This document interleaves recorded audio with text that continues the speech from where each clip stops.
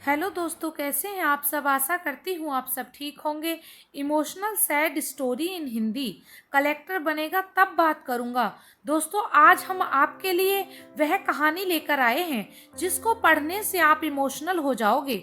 Emotional sad story in Hindi में आपको मनोरंजन के साथ बहुत कुछ सीखने को भी मिलेगा। अगर आपको इमोशनल स्टोरी पसंद है तो आपको यह स्टोरी बहुत पसंद आने वाली है।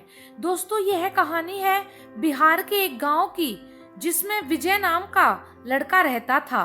बचपन से ही पढ़ाई में होशियार विजय अपने मम्मी पापा की आखिरी उम्मीद था।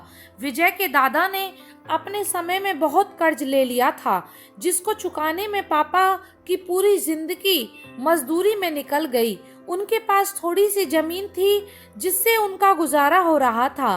पापा की तबीयत मजदूरी करने से खराब रहती थी, पर पापा विजय को इस बात का एहसास नहीं होने देते थे। विजय को पढ़ाई में इतना होशियार देखकर उसके मम्मी पापा ने हर वह काम किया जिससे वह विजय को पढ़ा पाए। विजय की कॉलेज की पढ़ाई खत्म हो गई थी और वह एक छोटी सी नौकरी करने लगा, जिससे उसका खर्चा निकल जाता और साथ में वह कलेक्टर बनने की तैयारी भी कर रहा था। विजय अपने वक्त का एक मिनट भी फालतू नहीं गुजारता था। विजय ने पूरा समय पढ़ाई और नौकरी में ही लगा दिया। विजय के पापा को यह पता था कि वह कलेक्टर बनना चाहता है, इसलिए घर की हालत बहुत ज़्यादा खराब होने पर भी उन्होंने विजय से कभी इस बात का जिक्र नहीं किया और न उसको अच्छी नौकरी करने के लिए कहा। लगातार 2 साल तक विजय पास नहीं हो पाया। उसके बाद भी उसके पिता ने अपने घर और जमीन गिरवी रखकर विजय को आईएएस की कोचिंग ज्वाइन कराई और उसकी नौकरी भी छुड़वा दी और केवल पढ़ाई करने को कहा। विजय के पापा हमेशा उससे कहा करते थे, बेटा, खेत और घर दोबारा आ जाएंगे पर कलेक्टर दोबारा नहीं बन सकते। आज पूरे साल पढ़ाई करने के बाद विजय का रिजल्ट आ गया, जिसमें वह अच्छे नंबरों से निकल गया था। आज उसके पिता से ज्यादा खुश कोई नहीं था। ऐसा लग रहा था जैसे विजय का सपना पूरा होने वाला है, पर भगवान को कुछ और ही मंजूर था। विजय का कल इंटरव्यू था और सुबह से उसके पापा की तबीयत खराब थी। विजय के पापा उसकी माँ से बार बार कह रहे थे कि विजय को मत बताना, और उस दिन देर रात उनकी मौत हो गई। अब एक माँ जिसकी गोद में उसका पति गुजर गया और वह अपने दर्द को भुलाकर अपने बेटे की जिंदगी के बारे में सोच रही थी। माँ ने पड़ोसियों तक को इस बात का एहसास नहीं होने दिया कि उसका पति अब नहीं रहा। पूरी रात ऐसे रोई कि आवाज न निकले, और सुबह विजय जब इंटरव्यू देने जाने लगा तब माँ और पापा के आशीर्वाद के लिए उसने माँ को कॉल किया। माँ ने पूरी हिम्मत लगा दी अपना सच छुपाने के लिए और विजय को आशीर्वाद दिया। और जब विजय ने पापा से बात करने को कहा तो माँ बोली, पापा अब तुमसे बात नहीं करेंगे, वह कलेक्टर से बात करेंगे। इतनी बात करके माँ ने फोन रख दिया। विजय का जब इंटरव्यू हो गया तब उसे बताया गया कि उसके पिता की तबीयत खराब है, उसको तुरंत घर जाना है। विजय को एक पल नहीं लगा अपने पिता की हालत समझने में।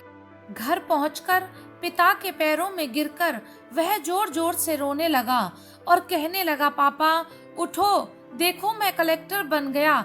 आज उसके पिता को वह खुशी मिली थी जिसका उनको बरसों से इंतजार था, पर आज वह इस दुनिया में नहीं थे। भगवान विजय के पिता की जिंदगी में सुख लिखना ही भूल गए थे। पहले वह अपने पिता के कर्ज में जिंदगी भर मजदूरी करते रहे और फिर बेटे के सपनों में फिर घर और जमीन गिरवी रखनी पड़ी।